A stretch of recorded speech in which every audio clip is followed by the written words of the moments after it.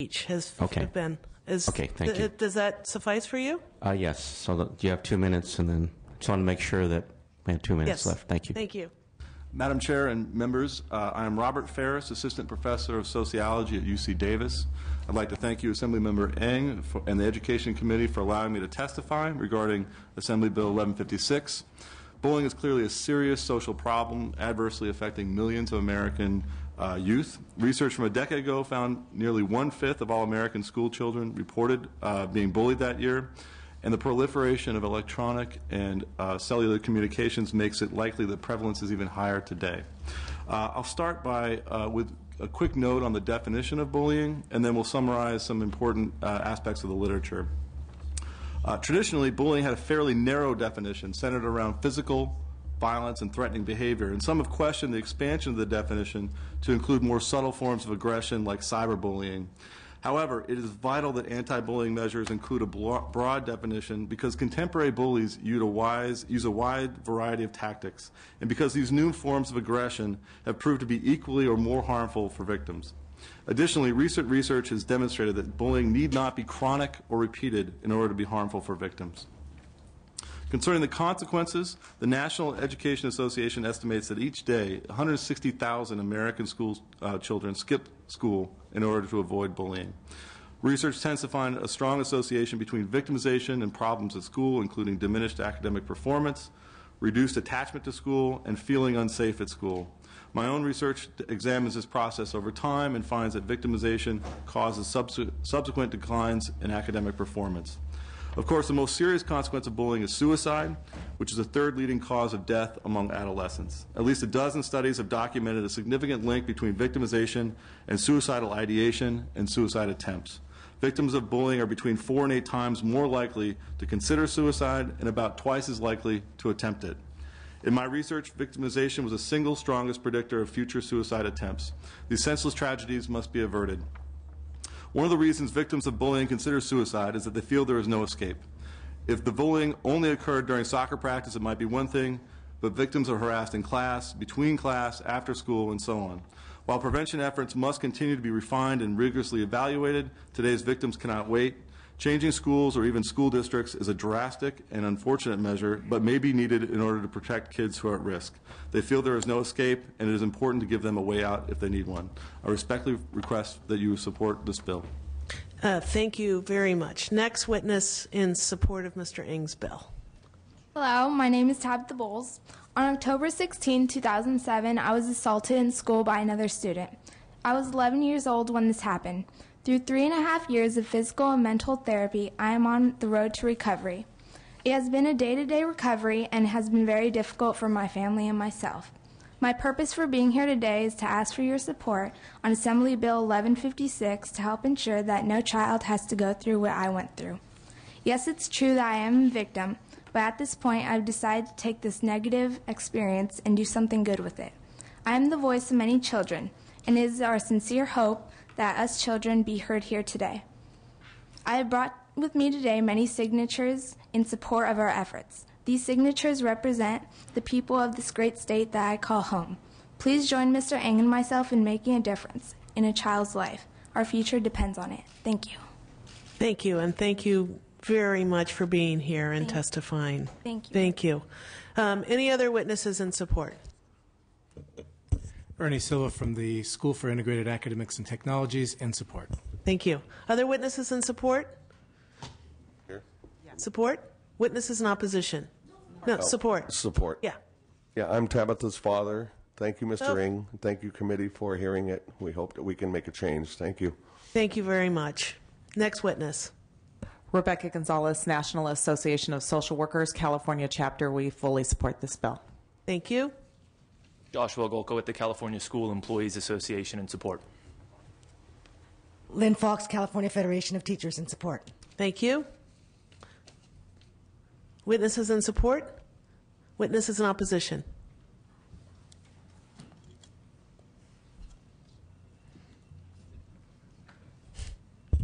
Good evening, members, and I don't know what happened. I did send the letter of opposition both to the committee and to the author's office. I don't know if there was any technical difficulties in trying to get it there. But my name is Pablo Cibaja. I'm the Legislative Director for Capital Resource Institute, and we're here to testify against AB 1156. AB 1156 is unnecessary because there's been laws already implemented, perhaps not enforced, that would take care with the issue before your committee. For example, under AB 537, the Education Code was actually amended to say that no person shall be subject to discrimination on the basis of disability, gender, nationality, race, ethnicity, religion, sexual orientation, or any other characteristic that is contained in the definition of hate crime set forth by Section 422.5 of the Penal Code in any program or activity conducted in an educational institution that receives or benefits from state financial assistance, or under AB 1785 that amended the Education Code Section 233 to read that the school shall adopt policies which create a school environment in which kindergartens grades 1 through 12 that is free from discrimination attitudes and practices and acts of hate and violence, or revise the state curriculum frameworks and guidelines to include human relations education with the aim of fostering an appreciation of the diversity of California's population and discouraging the development of this discriminatory attitudes and practices. Additionally, under AB 1785, also current law, it would allow public schools serving pupils in any of grades 8 through 12 to supplemental resources to establish programs and strategies that promote school safety and emphasize violence prevention among children and youth in the public schools. Furthermore, that also public schools have access to supplemental resources to combat bias and on the basis of race, color, religion, ancestry, national origin, disability, gender, or sexual orientation, and to prevent and respond to the acts of hate, violence, and bias-related incidents. Furthermore, the California Department of Education has the ability to monitor adherence to anti-discrimination and anti-harassment policies as part of its regular monitoring and review of local educational agencies through categorical program monitoring process. The CDE is required to assess whether the local education agencies have, number one, adopted a policy that prohibits discrimination and harassment based on specific characteristics, adopted a process for receiving and investigating complaints of discrimination and harassment, C, publicize anti-discrimination and anti-harassment policies, including information about the manner in which to file a complaint to pupils, parents, employees, agents of the governing board. Excuse me, sir. We're 2 minutes for each witness, and you're well over. So if you can make a concluding remark, we'd appreciate it. So basically, AB 1156 is not necessary because there's current law already on the books that would take care and address the problem that the assembly member is trying to solve.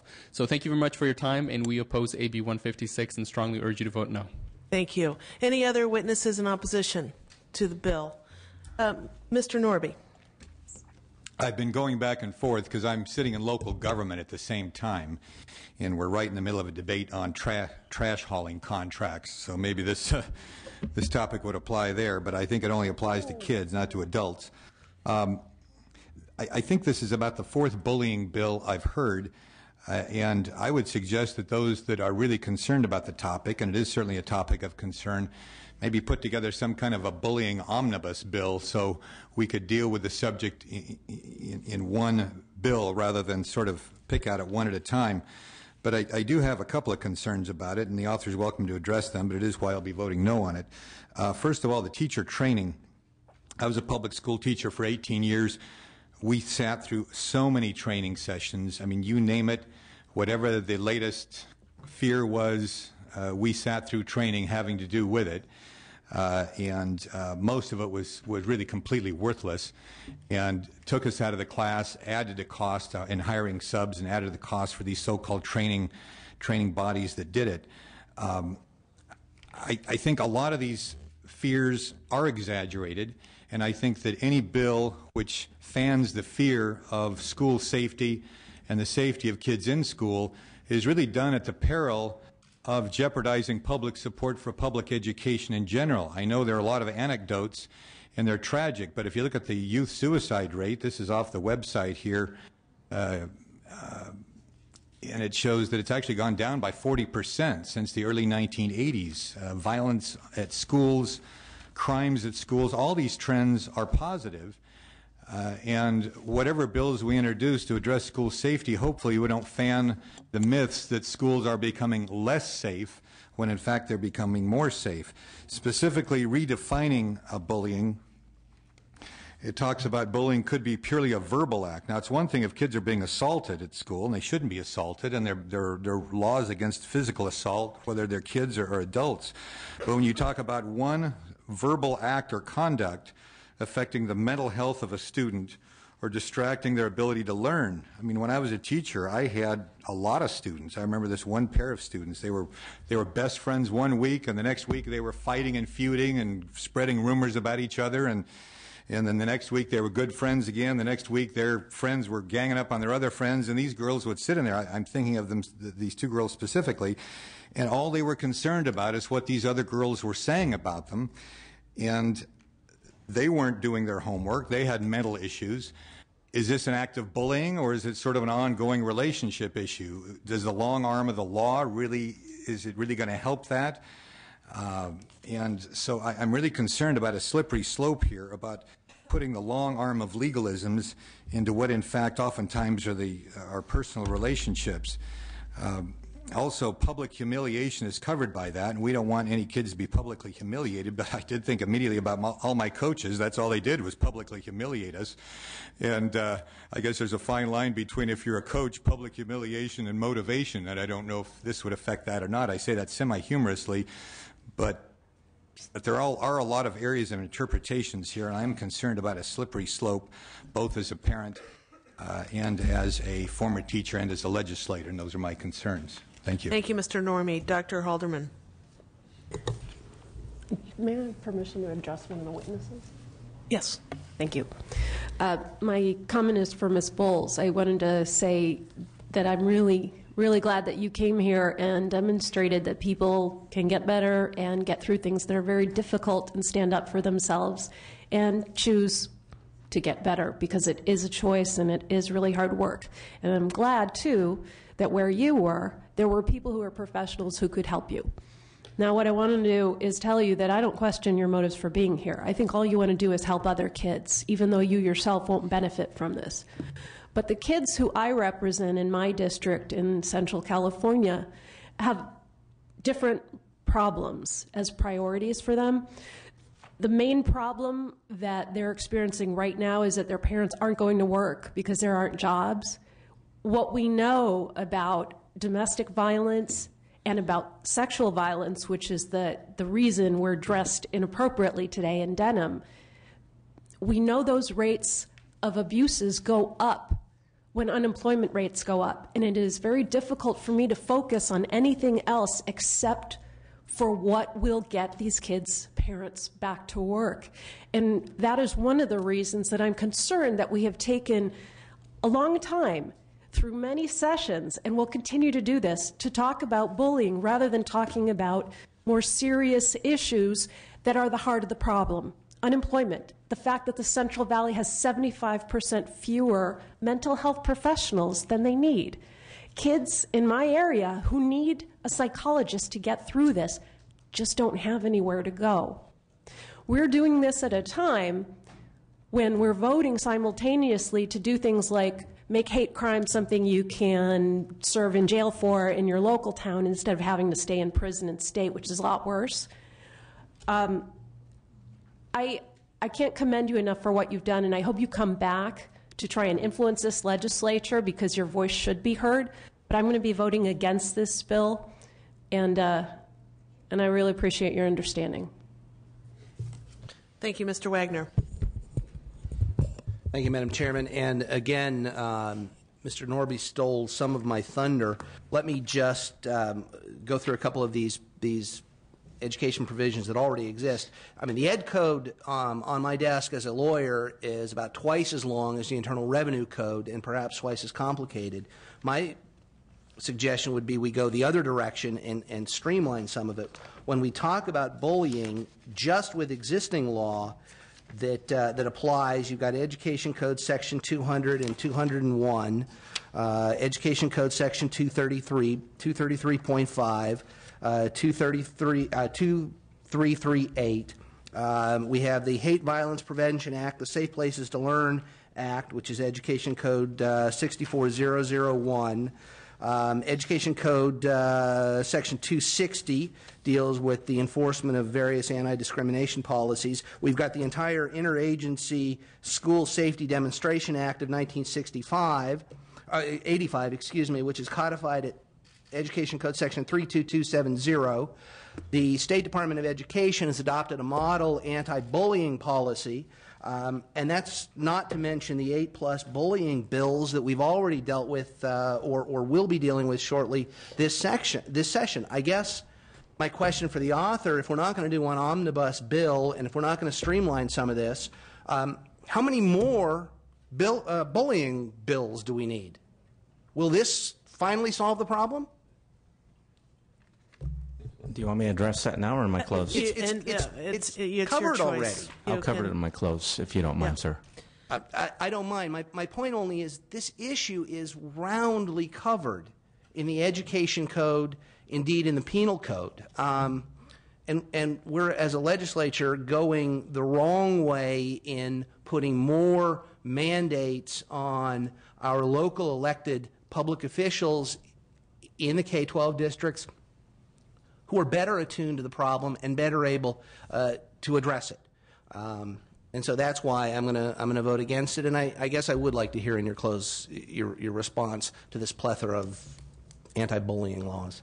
Mr. Armiano, did you have a comment? Yeah, quite a few. You know, I've been on this committee now for 3 years, and there is a breadth of issues, from mental health issues to curriculum issues to minutia. But I really didn't hear very many about bullying till this year, and I think that's because there is a national attention put on this, and I think that there's been some very high-profile cases. So I would not let the forest blind you to the issue, ladies and gentlemen.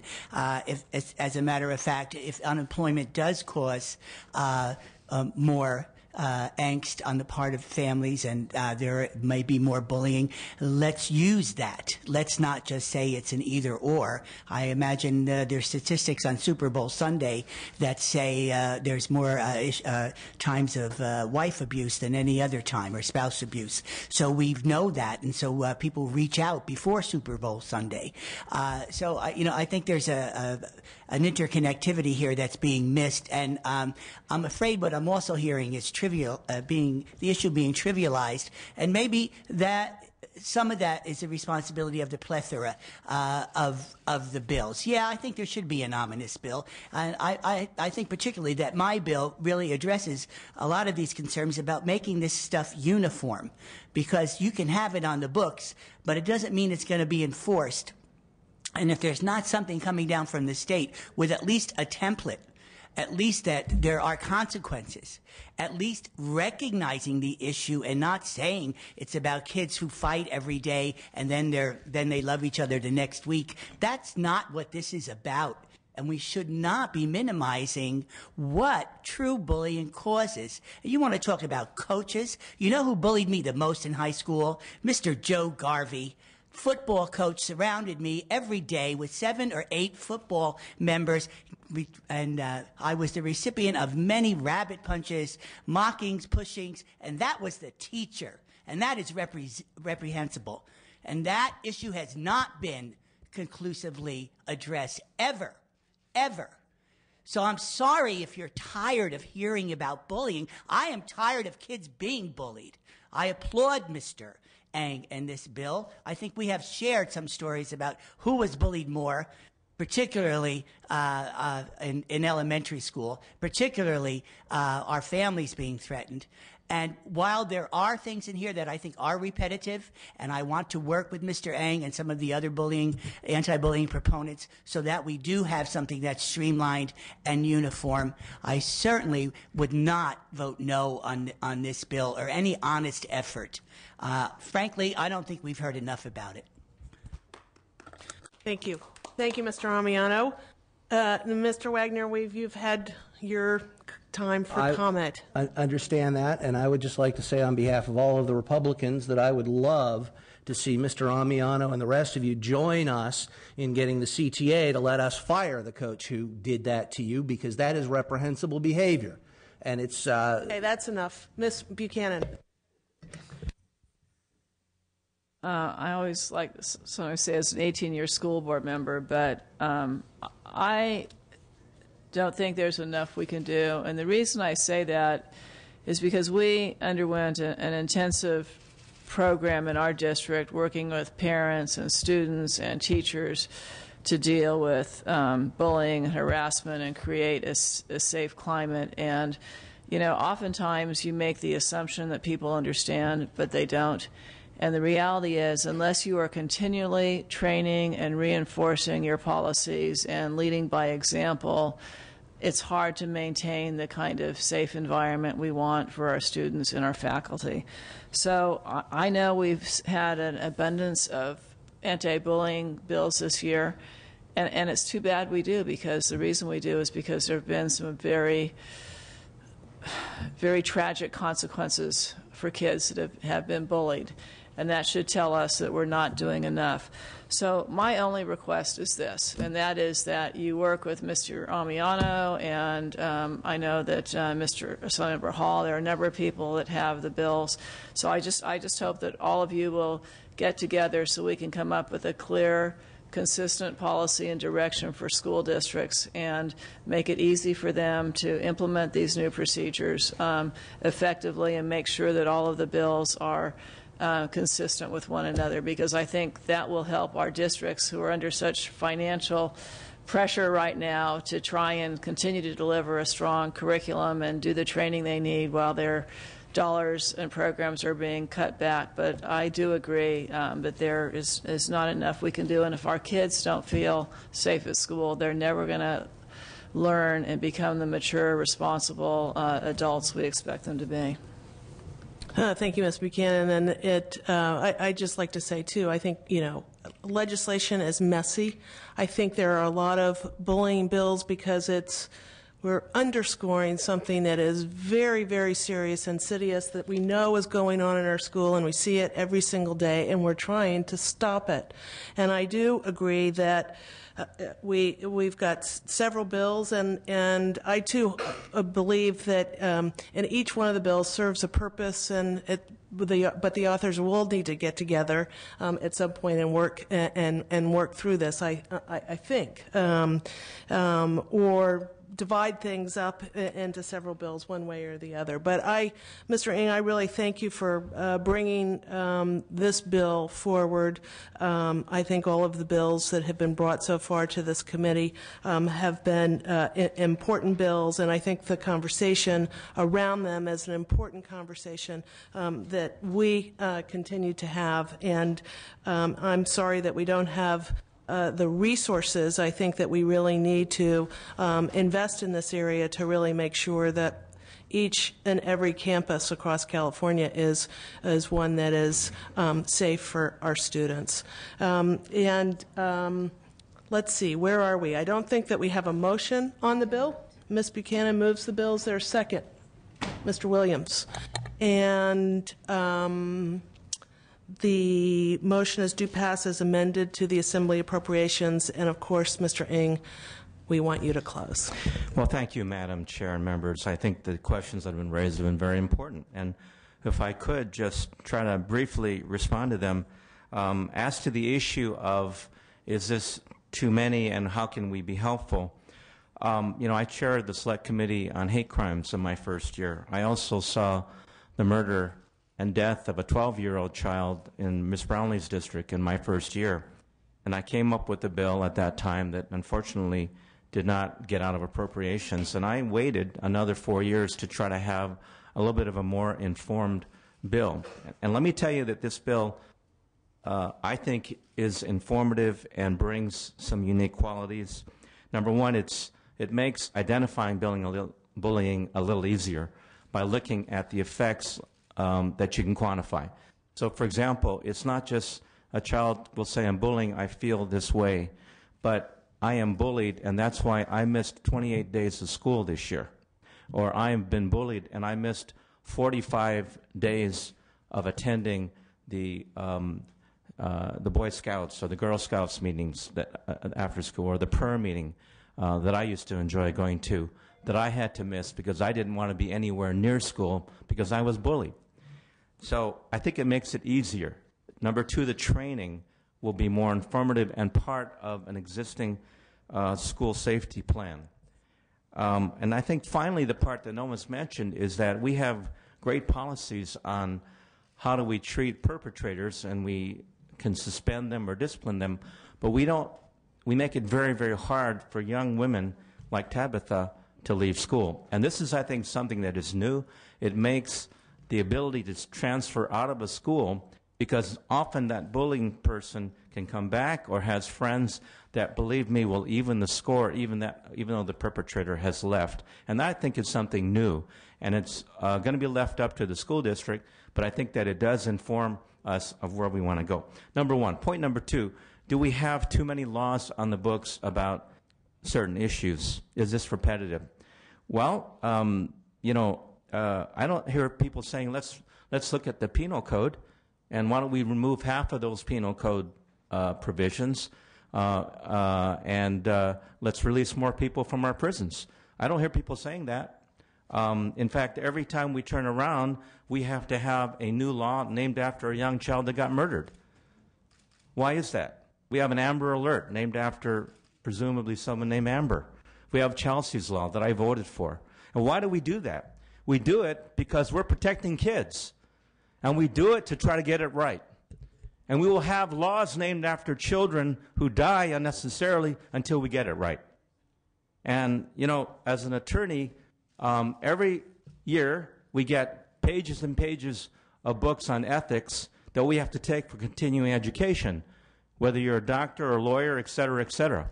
Now, why is it that you go to law school and study thousands of pages of laws and cases, but then when you go through continuing education, you have to study more and more and more? The reason is because things change. Cyberbullying, who anticipated 10 years ago that you could Twitter and harass 200 people in probably 60 seconds? We didn't anticipate that. And so we need to keep up with the technology. So finally, a point that Mr. Norby said, the suicide rate's going down, things are fine, 40% less this. Let me just tell you, if you have any doubt that bullying is serious, the Center for Disease Control and Prevention estimates 160,000 students stay at home every day because they're bullied. If you don't feel that we have a serious epidemic, the U.S. Department of Health and Human Services calls bullying a serious public health issue. If you don't think that bullying is a serious issue, you can look at the U.S. Department of Justice statistics that tell you that nearly a third of students between 12 and 18 report being bullied in the previous 6 months, double the figure from 4 years earlier. The Ladies' Home Journal, not a particularly advocacy organization, has an article entitled The Bullying Epidemic. Yes, we do have a bullying epidemic. So in close, I just want to say this. I'm here because of Tabitha. I'm here because of the young children in my district. A child is a precious California resource to waste. I respectfully request and I vote. Thank you, Mr. Ng. And it's been moved and seconded. Do pass as amended to the Assembly Appropriations. Will the Secretary call the roll? Brownlee? Aye. Brownlee, aye. Norby? Amiano? Aye. Amiano, aye. Buchanan? Buchanan, aye. Butler? Carter? Carter, aye. Ng? Aye. Ng, aye. Gurel? Halderman? No. Halderman, no. Wagner? No. Wagner, no. Williams? Aye. Williams, aye. It's got 6. 6 votes. Mr. Ng, your bill is out. Thank you.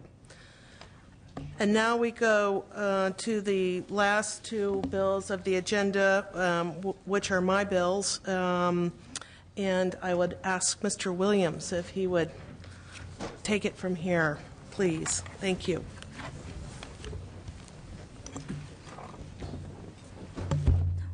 Whoops. Okay. Do first.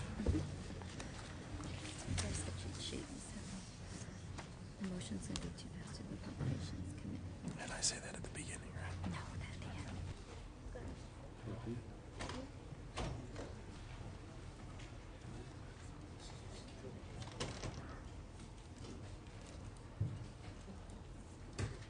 Ready? Mr. Chair?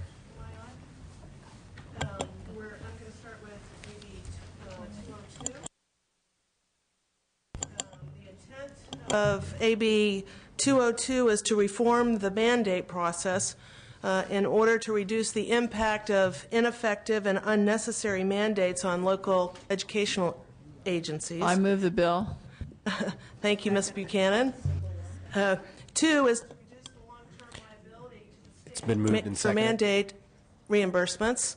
3, to streamline the process and reduce the workload of the Commission on State Mandates and other state agencies and local educational agencies so as to reduce the processing time and administrative costs for all claims. The proposals in this bill are consistent with an October 2009 follow-up audit on mandate reimbursement processes that was conducted by the California State Auditor.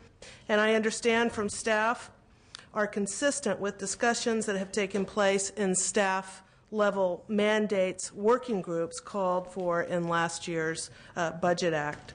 Specifically, this bill makes 5 major proposals to reform the state's mandate reimbursement process, augment the LAO reporting requirements to provide more information to the legislature, allow an LEA test claimant to designate another LEA to serve as a proxy during processes after the mandate is determined in order to speed up the processes, and to make a new state-mandated program after January 1st, 2012 that applies to an LEA and operative with respect to LEAs in 5 years to allow future legislative review, and to require the controller to notify the legislature, the SBI, or the Department of Finance if annual claims on an LEA mandate exceed the statewide cost estimate by more than 25%, and require the legislature to provide for a review of that mandate. And finally, to restructure a process for getting simpler, formula-driven, reasonable reimbursement methodologies on LEA mandates by compressing timelines and ensuring that the process leads to a result. This will make the resulting reimbursement process simpler and reduce administrative burdens. So I'm committed to examining other approaches for mandate reform as this bill moves forward, and will certainly continue to keep this committee informed of any additions to this bill as we move forward. Thank you. And your witnesses, 2 minutes each. Of course, you don't have to use 2 minutes.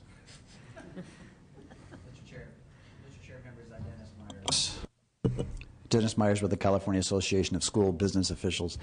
I think everything that she may have just said to you may sound a little Greek, but I can tell you at the local level there's not a process more frustrating than the mandate reimbursement claim process. And this bill, because it would require ongoing review of mandates to inform you, the legislature, of what's going on a semi-annual basis, or I think every 3 years, what's going on with the mandate as far as funding, plus speeding up the process for filing a claim, for getting the school districts and the state to agree on a reasonable reimbursement method, which is a simple method that gets you to a place where you're getting reimbursed for a mandate a lot faster. All of these things together in this bill mean life would be a lot easier for school districts and county offices to be able to get reimbursement sooner at a rate that is closer. It closer reflects school district costs. So we urge you an aye vote. Get this bill moving. This is something that districts are desperate for, and we appreciate an aye vote. Thank you. Next witness. Members, Jeff Frost, representing the California Association of Suburban School Districts. We're in support of the bill. I would associate myself with Mr. Meyer's remarks. The only thing that I would add is that there is a wonderful process of impasse, ending negotiations that are at impasse and requiring arbitration, which I think is a wonderful process, given that sometimes test claims are lasting 5, 6, 7 years before they're resolved. So to the issue of narrowing the timeline and coming to a yes for all sides, this is a wonderful improvement. We're in support. Next witness. California School Boards Association. We're also in support for the reasons stated. By streamlining the process, getting closer to a resolution, it helps school districts, and it also helps the state know the costs of mandates much, much sooner than they do now. We urge you to support the bill. Thank you. Other witnesses in support?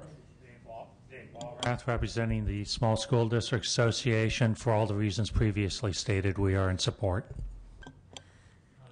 With the Association of California School Administrators, also in support. Any witnesses in opposition? Seeing none, there is a motion by Buchanan, a second by Halderman to do pass to the Appropriations Committee. Are there any questions from the committee? Seeing none, would you like to close? Advantages and disadvantages of going last. Thank you, Mr. Chair. I think this is a good start to provide better oversight at the beginning of the process and make a more efficient process on the back end that's fair and equitable and more transparent. And with that, I would respectfully ask for an aye vote. Roll call. Brownlee? Aye. Brownlee, aye. Norby? Amiano? Amiano, aye. Buchanan? Buchanan, aye. Butler? Butler, aye. Carter? Carter, aye. Ing? Ing, aye. Gurel. Halderman? Halderman, aye. Wagner? Wagner, aye. Williams? Aye. Williams, aye. It's out. It is out. And why don't we take up AB 815? I'd first like to accept the committee recommended amendments and thank an extraordinary staff for their work on this bill. Acquiring and developing literacy in more than one language and culture are important skills for California students to be able to compete successfully in today's global economy. AB 815 would establish the state seal of biliteracy to recognize high school graduates who have attained a high level of proficiency in speaking, reading, and writing in one or more languages in addition to English. The state seal of biliteracy will be designed and awarded by the Superintendent of Public Instruction when students have fulfilled a specific criteria. Move the bill. Second. Thank you. When seniors leave high schools with a seal of biliteracy on their diploma, it's a statement of accomplishment for future employers and for college admission. I think this is a good bill and respectfully ask for your aye vote. It's a good bill. I agree. It's a great bill. Witnesses in support? Dolores Sanchez, representing the California Federation of Teachers. We are a co-sponsor of the bill, and this is one of your rare bills where everybody realizes that it is a great bill. You're going to hear from administrators and school board folks. You're going to hear from teachers. This is not a bill that is partisan bill. It's one that everybody, sees as multi-language fluency, is a good thing, and it's something to strive for. And with me to represent the California Federation of Teachers is Francisco Rodriguez. He has been a teacher in the Pajaro Valley School District for 20 years. Thank you. Thank you, Francisco Rodriguez. I'm also co-chair of the California Federation of Teachers English Language Learners Committee. And I currently work at Pajaro Valley Unified School District, where CEOLA Biliteracy will be offered for the first time to eligible students this coming June. Already, 42 districts provide a CEOLA of Biliteracy to students, so we want to make sure that it is a statewide that there is a statewide standard to ensure the rigorous academic aspect of this seal. Also, the state seal of biliteracy will not add any additional work to the teacher's caseload, but it will allow for students to be recognized for achieving a much-needed skill in this coming century. Thank you. Next witness. Good afternoon. Martha Zaragoza Diaz, representing Californians Together. AB 815 is a simple and straightforward bill. It creates a win-win situation for all parties interested in participating in this venture. It's a win-win proposition for students because it provides our youth with further motivation to acquire another world language in addition to English. We know that acquiring a world language is a critical 21st century skill. The ability to read, write, listen, and speak in more than one language provides a competitive edge for our youth in today's labor market and economy. It is also a win-win proposition for school districts voluntarily participating in this venture because AB 15 would provide rigorous statewide uniform criteria that students must meet in order to receive a state seal of biliteracy. Additionally, school districts would be able to bestow a state honor to their students who have chosen to be prepared to actively participate in California's diverse economy. AB 815 is also a win-win proposition for employers because they will have a workforce prepared to serve a linguistically and culturally diverse marketplace. Our state and U.S. economy is becoming more globally connected. Today, 1 in 5 jobs in this country is tied to international trade, and this trend is expected to grow. So why create a state seal of biliteracy when districts can do this now? The answer is simple. California needs a new vision that meaningfully prepares students to compete with students from Europe, Singapore, and China. Those students are required to learn the language not only of their country, but they're also required to learn 1 or 2 other languages by the time they graduate from high school. AB 815 would contribute to the development of that new vision. Please vote yes on AB 815. Thank you. Additional witnesses? Mr. Chairman, members, Jeff Frost, representing the California Teachers of English to speakers of other languages, and I'll just say what she said. Thank you. Thank you, Mr. Chair and members. Seth Bramble on behalf of the California Teachers Association. To be brief, certainly recognizing the achievement of biliterate students is important, and we urge your aye vote. Thank you. Next witness. Virginia Strom Martin on behalf of Los Angeles Unified School District and on behalf of our almost 700,000 students, we too support the bill. Afternoon, Deborah Brown with the California School Boards Association. We're also in strong support. Thank you. Any of those in opposition? Seeing none. Is there committee questions? Mr. Eng. Yes, I wanted to commend the author and ask if it's appropriate at some point as the bill moves forward to be added as a co-author. Absolutely. Thank you. Any other questions? We have a motion due pass as amended to the Appropriations Committee made by Butler and seconded by Buchanan. Any other questions? Now then we'll go to you for a close. Thank you, Mr. Chair. I just wanted to mention that for members on the committee, Mr. Norby, Mr. Amiano, Ms. Butler, Ms. Carter, Mr. Ng, Mr. Gurrell, and Mr. Williams all have schools and districts in their district who are trailblazers in having this kind of seal. And I think this will provide a statewide seal, and hopefully many more schools and school districts will follow suit. And with that, I would respectfully ask for your aye vote. Can we get a roll call? Brownlee? Aye. Brownlee, aye. Norby? Amiano? Amiano, aye. Buchanan? Buchanan, aye. Butler? Butler, aye. Carter? Carter, aye. Ng? Ng, aye. Gurrell? Halderman? No. Halderman, no. Wagner? Wagner, no. Williams? Aye. Williams, aye. 2, 4, 6. It's got 7 votes. It's out. 7 votes. It's out. Thank you very much, Mr. Chair.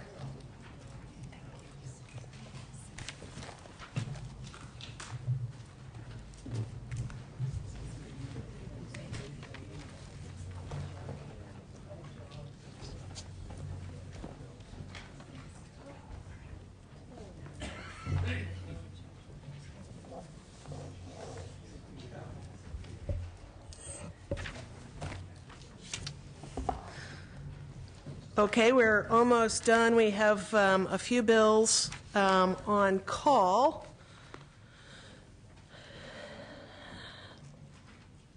I think we have probably enough members here to deal with this. So the first bill on call is item 2, AB 165 by Mr. Laura, due pass amended to appropriations. The chair voted aye. If you'd call the absent members. The members who have not voted. Norby?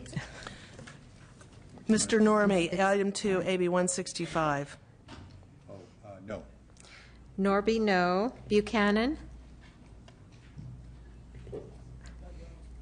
Not voting. Buchanan, not voting. Carter? Carter, aye. That's all. So there's 2, 4, 6. That bill has 6 votes, so that bill is out of the committee. Item 5, AB 269 by Ms. Ma, do pass as amended to appropriations. The chair voted aye, and if you would call the other members. Norby? No. Norby, no. Buchanan? Buchanan, aye. Carter? Carter, aye. Okay, that's, so it's got 2, 4, 6, 7 votes. That bill has 7 votes, so that bill is out. And we have item 12, AB 1075 by Mr. Fuentes, do pass to his committee, appropriations. The chair voted aye. Buchanan? Buchanan, aye. Butler? Butler, aye. Ing? Ing, aye. 2, 4, 6, 7. That bill is out with 7 votes. You did, but you voted no. And the last bill on call is item 16, AB 1368 by Dr. Pan, do pass as amended to appropriations, and the chair voted aye. Okay. Amiano? Amiano, aye. Ing? Ing, aye. 2, 4, 6, 7 to 3. 7 votes, and that bill is out. And I think that completes the committee's business. Thank you, members. And are we ready to adjourn? Yes. Okay, this meeting is adjourned. Thank you.